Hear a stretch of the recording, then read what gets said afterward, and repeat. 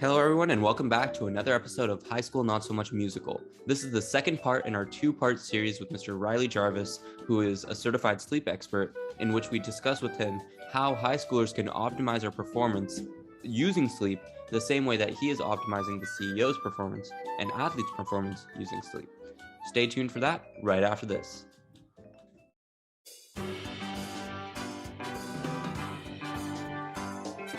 This is High School Not So Much a Musical, a podcast that takes you on a ride through the peaks and valleys of a high school journey. Here are your presenters, Nitin Jaladanki and Ayush Agarwal.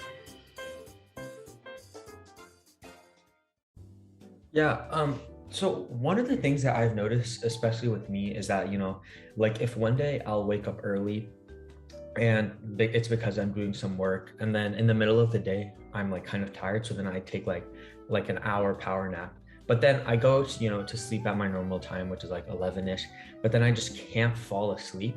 So like, why can't our bodies like sleep for longer? Because like in that situation, is that like my body is saying, oh, this is too early for you to sleep, or like I'm used to only sleeping this many hours in a day. So like, why can't I fall asleep like at that moment? Yeah, it's a really good question. So it comes back to, the cortisol and everything else that we have inside of our body. It could just be our mind racing. For our brain to fall asleep, we have different wavelengths. So for example, we have like deep theta, where our brain is really in that sleep state. We have like alpha, which is a little bit more stimulatory. We have delta, which is going a little bit deeper. And if we're in, that stimulatory brain wavelength, then it's going to be really difficult to fall asleep. This is where we are extremely alert with everything going on. But with napping, I will say this is you want to keep it between 26 minutes, they say exactly is the time that you want for sleep, and where it's the most restorative, but your brain's not going into such a deep sleep state that you wake up feeling groggy. So that's part one.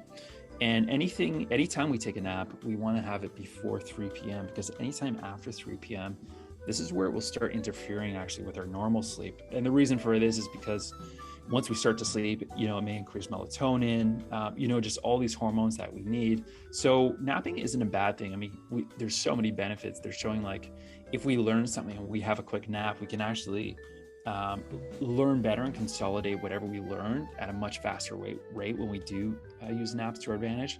But keeping it to the time that you're actually napping, not the time you just have your eyes closed, which can be hard to time, but for everybody it's different for that period of time. For a lot of people I speak with, it's like they eat around noon.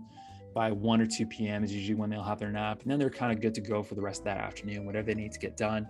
By 5, 6 o'clock, they start to wind down after dinner, and then they start to relax. And then by bedtime, this is when they can really feel sleepy, wear their blue light blocking glasses, and then be ready to go for the next day.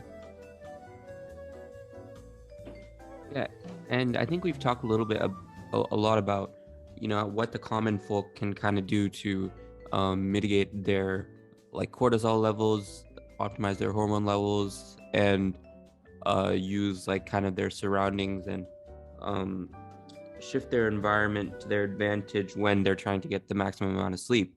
But the cool thing about you is that you're also working with like big name CEOs who need sleep to optimize their performance. So if you could talk about, number one, your work in that, number two, why it's so critical specifically for CEOs who are making like $1 million decisions every hour.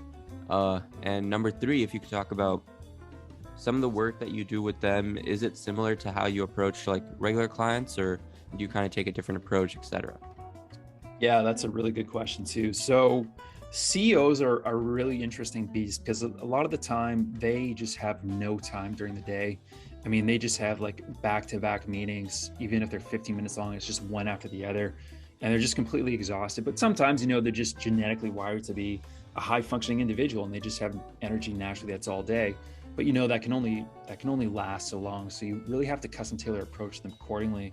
And how I work with them, it's a lot less theory and it's a lot more application in terms of what they can do.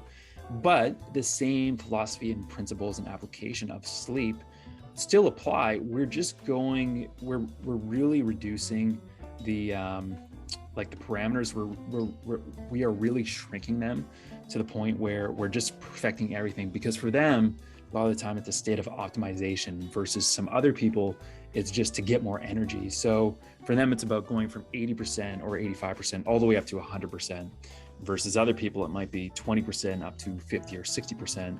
So with these people, we're now getting more into the biohacking space, and this is where I begin tracking their sleep. I usually send them an Oura Ring directly that can give me more data, more numbers. I'm going to be sending them a bunch of lab tests looking at about 700 biomarkers. So we'll be looking at all their hormones, all their blood work, their brain neurotransmitters, their gut, like is there parasites in their gut? Was there gut bacteria like that's eating those nutrients that they're consuming that maybe, causing them 10% or 15% less energy? It could be testosterone too is really is a big factor, especially with these like alpha male type high performers. Especially I've worked with in the finance industry where they're just complete go-getters. What they don't realize is every year after the age of 30, their testosterone, goes down by about 1%. Now, testosterone is so important for energy, drive. They show some of the highest performing people, billionaires, their drive. First of all, they have a very big just motivation and sex drive just because their testosterone is so high. So they need to maintain this if they want that same level of performance throughout work. And sometimes they'll remember the glory days of what it was like maybe 10 or 15 years ago. They just had so much high performance, but they don't have that anymore. What I tell them is, look, like it's just a natural part of aging and it's what happens, but it doesn't have to stop you in any way. And you can actually, on the front end, start working on your health to the point where you can feel better than you did even 10, 15 years ago. And for a lot of people, that's the case.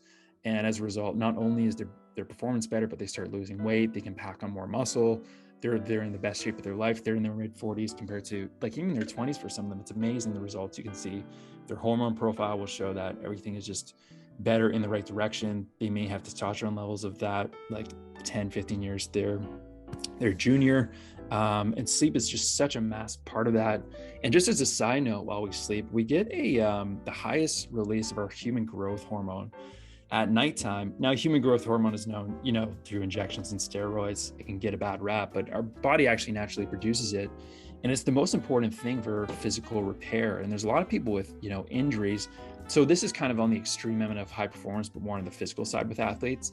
A lot of them are just like, yeah, I've been going to see this physiotherapist for like a couple of years now. My neck is still sore. But what they don't realize is their body's not optimized to start, building everything up and start repairing their body in a natural state.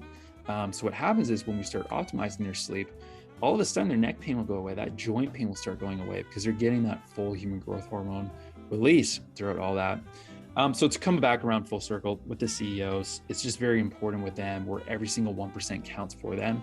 But the process to sleep better is really the same. So, there's probably, let's say if there's 100 different things you could do, and let's say about 50 of them are basic.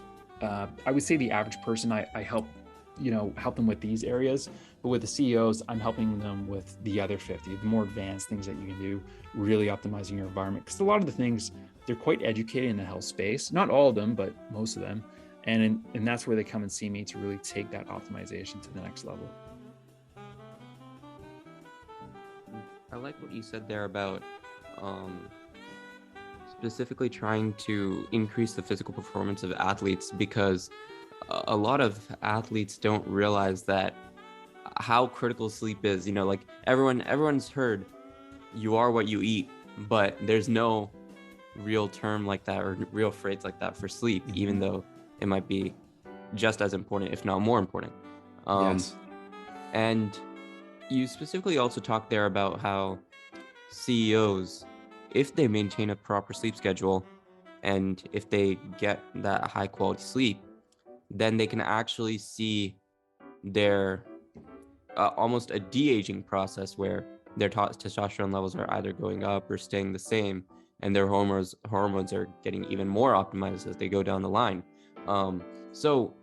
Could you talk a little bit about that, like the impact of sleep on aging? Like if I fix my sleep schedule right now and get really high quality sleep every day, will that, for example, have any impact on how fast I age, like my risk of diseases down the line, etc.? Yes, it absolutely will. So if you think about it, a lot of us are kind of programmed to think like if we sleep, is that an anti-aging effect? But what we don't understand is if we just go back to our baseline state, so back to like that ancestor example, or even if you see, like I remember seeing pictures of my it was either my great or great great grandma and grandpa. They just lived a natural lifestyle. They were working on the farm, and when you see pictures of them, I think they were like 50, but they literally looked like they were 30 years old. And that's how our bodies should be. It's just with so much excess, like carbohydrate, sugar, and just the modern lifestyle, we just become so confused of what, the new normal is. It's almost like when you go to a grocery store and you go to the organic section of foods, it's a small section and they're at a much higher price, but it should not necessarily be organic. Like that's how food should be. It's just that all the other foods are sprayed with pesticides, there's GMOs inside and everything else that our body doesn't necessarily need. So kind of looking at, from that standpoint of things, we can, the anti-aging, we can just naturally become our best optimized biology, especially for these current times, if we just, reduce, like follow the best type of diet, the exercise, and then with the sleep, that's one of the biggest pillars. And I usually call it the three amigos.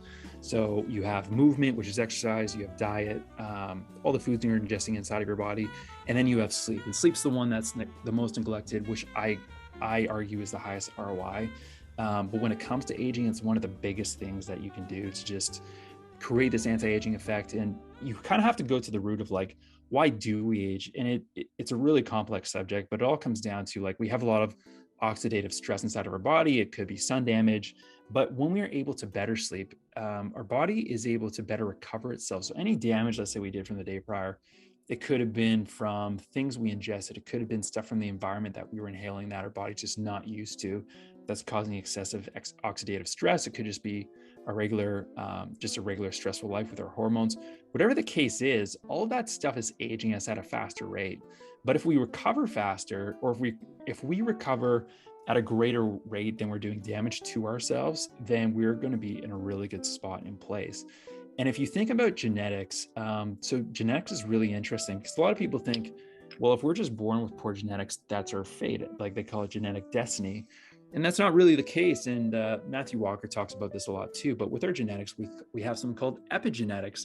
And they're kind of like, you can think of it as genetics placed on top of our native genetics that we're given. And what happens is, based on our environment, our genetics will actually express themselves either in a positive way or a negative way. So sometimes you'll run a DNA test on somebody. I do with a lot of my clients, and maybe they might have like a cancer risk, or they may have some kind of disease or something like that. And it's unfortunate news. It can be sad sometimes. It could be Alzheimer's or whatever the case is. But the fortunate news is those genes don't necessarily have to express themselves. Those genes may express themselves, the negative ones, if we get poor sleep, a poor natural lifestyle, all the things that go along with it. But if we have very good sleep, very good lifestyle, those genes won't actually express themselves, the negative ones, and then the positive genes actually will express themselves. So in a way, we can really hack our biology for the long term by doing all these things. And what's most important is on a regular basis and being consistent, with all of that. Like one thing that I've heard about in the past is that like the way the Air Force, the Air Force like falls asleep, like they're taught a method to like fall asleep in like 2 minutes where like they tense up their body and then they relax all their muscles. Mm-hmm. So like the question I actually have is that there's so many different ways to like falling asleep or to put yourself in sleep. Like there's obviously like wearing blue light glasses or like for two hours before you go to sleep, not being on your phone before you go to sleep, or like there's crazy methods like the ones that the people in the Air Force were taught. But I want to know what do you do to fall asleep? Like, is this something that just comes naturally to you because you specialize in sleep? So like I feel like on our podcast we never actually asked the people who specialize in something, what do you actually do? So I feel like that'd be really interesting to what do you do to fall asleep? Do you like follow a certain strategy? Does it just come to you? Or like how many hours of sleep do you think you get a day? Yeah, really good question. So for me, I've optimized my biology so much, where like I feel great during the day. All my lab markers are pretty much perfect at this point. So for me to fall asleep, like like I put my head on my pillow within 5 minutes, I'm out, and I don't wake up in the middle of the night at all. Then I wake up, without the need to take any coffee, and I just have an abundance of energy that lasts all day long. And there'll be exceptions. I might be stressed and stuff like that, but I do have tools that I refer to if I do need to do that. So it could be, let's say if I'm traveling, my body's stressed, like across multiple time zones, and I need to take something. So it could be, for example, like a supplement. I've got like tons of supplement stacks, like probably a couple dozen that I could take just based on what I need. So is it because I feel relaxed and my body just can't sleep? Do I feel stressed and I need to bring that stress down, but I still feel sleepy? And you kind of get good at this after trying it with yourself, and it's building that internal awareness. And that just naturally comes with time as you get better at the sleep journey. So for me, what I typically do, because everything is pretty optimized, I have a lot more room for margin of error. So some nights, I don't necessarily need to wear blue light blocking glasses. I would say about 4 to 5 nights a week, usually about 1 hour prior. But because my biology is so good, I can get away with a lot more. So even if I don't wear blue light blocking glasses, sometimes I can even be in a bright room. I can sleep really well, but that's like, I don't go for that. It's just, I can get away with it if I have to, but I always stick to a consistent schedule that way with it. So the evening routine typically for me would be, I'll give you a couple different scenarios. So let's say I felt stressed, leading up to nighttime, and maybe I had a deadline I had to hit. So maybe I needed to take some coffee to really just get in the zone and focus during the afternoon. I knew, let's say if I went to bed by 10 p.m., there's still some caffeine running through me. And this was causing me to, feel stimulated, not being able to get to sleep. So what I would usually do is some things in the toolbox would be like an Epsom salt bath. Epsom salt has magnesium inside of it, which just naturally relaxes our body. And after a hot bath, what that'll do is, even though it's hot, our body will compensate and it'll actually drop our body temperature, which will make us feel more sleepy and stay asleep for a longer period of time. That's one little cool hack a lot of people don't realize. Other things I'll do, meditation. I've got a bunch of gadgets and sleep tools. So there's one called brain.fm. They're kind of like binaural beats. There's that one. There's another device called Sensate, and that's it's kind of like this pearl that vibrates on your chest while you wear headphones. And what it does is activates your vagus nerve. Your vagus nerve it's called the wandering nerve, and that's known to activate your parasympathetic nervous system. That just basically means your rest and digest, that ability for you to feel relaxed during the day. There's just technology and things you can use with that, but sometimes it's just focusing on the breath for 10, 20 minutes, and it's as simple as that, going back to those fundamentals. But I think the key point drivers to drive home is, it's because my biology is so optimized that I don't have to do these type of things as much. And for somebody that wants to go through the journey, just know that, depending on how long you may have been burning the candles on both ends for, it may take you a few weeks, a few months. It could take 1 or 2 years. It really just depends. But eventually, if you stay on it, you'll get to a point where your biology is just running on all pistons, that you'll be able to just live more of a normal life. And just know that during that time to get there, just stay 100% focused and committed. And it's almost like building muscle. Like, let's say you want to gain 10 to 15 pounds of muscle, and every single day you have to go to the gym, you have to eat the right diet, you have to be in the right caloric surplus, do the right exercise and push yourself. And eventually what time you'll get there. And with sleep, it's the exact same way. It's not just one event, then you're done. It's continually progressing in that field. Every single part of your biology will be, continually be more and more optimized, less inflammation, less of a stressful response in certain situations.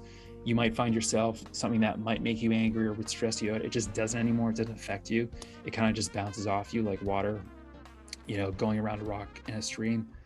It's really an amazing place to be. So that's kind of the big message that I want to leave people what's possible with this. Yeah, and I think you pretty much summed up the entire tips question that we were going to ask you next in that one response, because you talked about the importance of discipline in a sleep schedule as well. Because, for example, Rishi's been asking me a lot of questions lately about building muscle, and I answer him, but the biggest thing I tell him is the most important thing is consistency.